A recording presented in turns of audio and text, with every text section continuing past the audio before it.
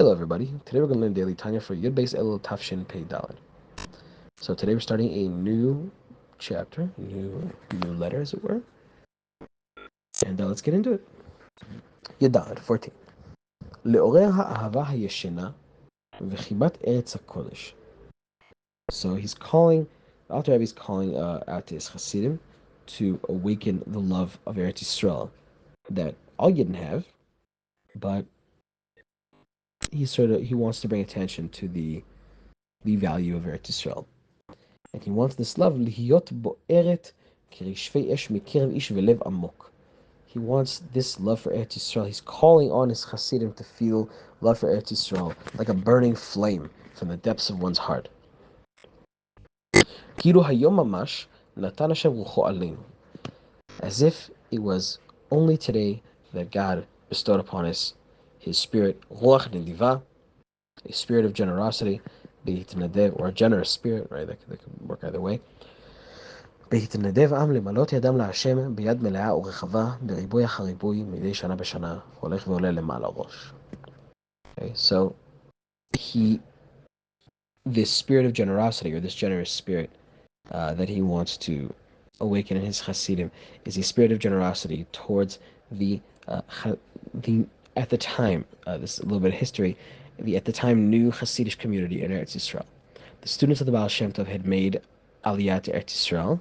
They had made the trip to the Holy Land and started settling here, not with any plan to create a nation state or anything like that. This was before Zionism got its start.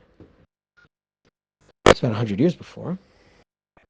But the idea was to create a sort of community of holy living in the Holy Land, in Eretz Yisrael, that obviously has a lot of spiritual significance, and that's what they were doing at the time. And the Alter Rebbe, one of the things he was doing was he was in charge of financing this. He was in charge of fundraising. And so if you want to be a little bit cynical, you could look at these chapters in Tanya and say, oh, it's just a bunch of fundraising. And it is fundraising. He's not ashamed of that. He doesn't hide that. But he's making a pretty good case. What he's doing is he's trying to actually make the case for the value of charity and for the value of especially giving charity to people in Eretz Yisrael who are learning Torah and who are trying to live a holy life. So he is encouraging people to give more and more and more, to give kind of in a ever-increasing, ever-overflowing mode of giving. כמידת קודש העליון המאיר לארץ הקודש המתחדש ומתרבה תמיד. Right? And this sort of giving, he is arguing, makes us like God, who too gives infinitely. He gives, he bestows his love and his gifts on us in an ever-increasing way, especially in Eretz Yisrael. כדכתיב, as it is written, תמיד עיני השם אלוקיך בה מראשית השנה ועד אחרית שנה. It says, always the eyes of Hashem, your God, are in Eretz Yisrael from the beginning of the year to the end of the year. And now he's going to ask a question. Right? So why does it say until the end of the year? Eino muvan. This is not. It's not really terribly easy to understand. לכאורה, שהרי באחרית שנה זו מתחילת שנה שנייה. Right? Because 1 year ends, the next year begins. In fact, the Hebrew word for shana means something that happens over and over. ואם כן, הווה למימר לעולם ועד. And if so, it should just say, in perpetuity or forevermore. Right? Why does it say from the beginning till the end of the year? So now, as this is a feature of especially the way Chabad do Chassidus, but this might be a broader trend, that we have one pasuk we're trying to understand, And in order to understand that pasuk, we need to understand a different pasuk first. And that pasuk, the second pasuk that we need to understand in order to understand the first, kind of gives us the context in which we're going to be reading the first pasuk. So let's see what the pasuk he's going to give us is. Pasuk meaning verse. Let's see what the verse is going to be. Achainyan yuvan, but the matter will be understood. Al pi ma shekatuv, according to what is written. Hashem b'chokhma yasad eretz. Hashem with his wisdom founded the earth. Sheyesod haaretz ha'elyona, because the foundation of you could say the earth or the land, right? So the foundation of the heavenly land, right? The heavenly earth, okay? The higher earth, the lofty earth, right? So earth here is being used in a more abstracted sense, obviously, um, and he's making a point that there's the earth below and the earth above, and the earth above is hi b'chinat memale kol almin, right? This is the sort of aspect of God's attention to the world where he reveals himself, and he reveals himself within the world, as it were. This is not precisely God's immanence. I don't know that I would describe it. People like to say, "Oh, transcendent, immanent, false dichotomy." It's not a false dichotomy. God is absolutely transcendent. He reveals himself in the world, but he is transcendent, absolutely. The world is not identifiable with God, and so the point is, God's revelation within the world, it can be called the um, the loftier, the higher, or the heavenly land. Okay, because the land is the place where things are revealed. Right, heaven is kind of mysterious. Ve'atachtona, and the lower earth, he eretz chefetz. This is the Holy Land, Eretz Yisrael. Hamechovenet kenegda mamash, which is positioned precisely, sort of in parallel to the higher earth. Venikret al shma eretz hachaim, and is called after the name of the higher earth, the land of the living, or the land of life.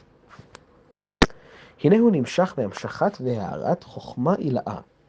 so this earth, both the higher earth and the earth, the land, I guess, that is sort of positioned, sort of parallel to it, sort of spiritually, structurally positioned against it. Uh, these come from Chachma Ilah, sort of the light of the higher wisdom. What does this mean? This is sort of, you could see it as the kind of, you could think about sort of the laws of nature, and then you can kind of think about the sort of higher wisdom, that the sort of internal coherence that makes the laws of nature kind of make sense. It's almost an aesthetic. You could see it as an almost aesthetic sort of phenomenon. It's the place where like aesthetics and like wisdom and fact kind of are sort of a little bit hard to distinguish. Um, you could see this is the relationship, if you will, between Chochmah Ilah and Mimal Kol Almin, and the sort of the revelation of God in the world, which is according to the laws of the world.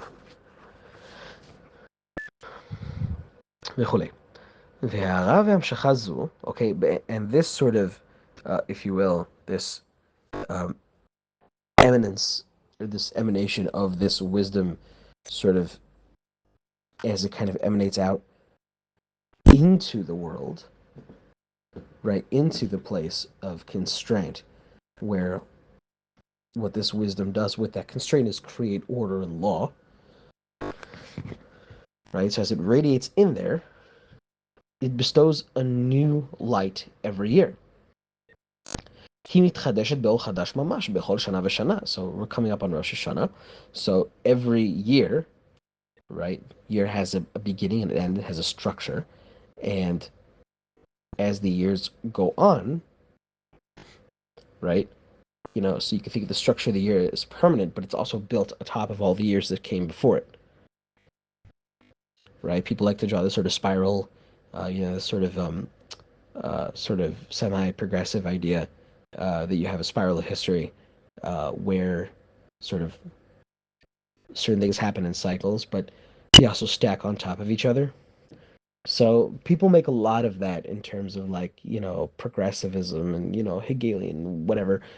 People make a little bit too much of that, but that is true. In other words, there is a meaning to the fact that one year follows another, and there's also meaning to the similar structure of the year.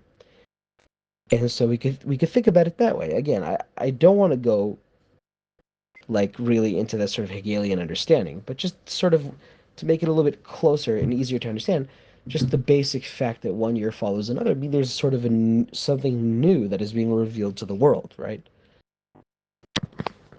But it's within the structure of the year. כי הוא יתברך וחוכמתו אחד בתכלית הייחוד.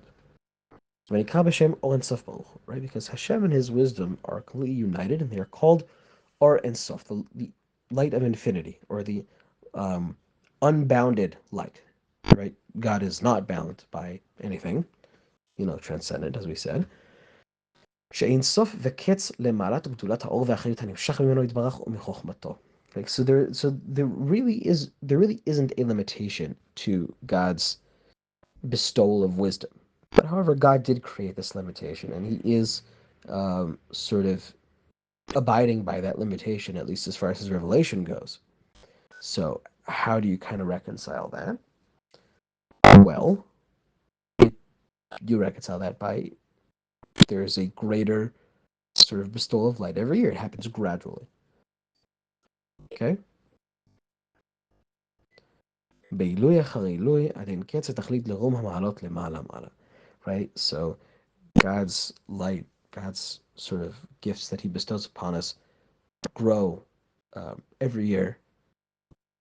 And every year there's a greater gift from God, if you will, waiting to be um, received by us if if we only were able to do that.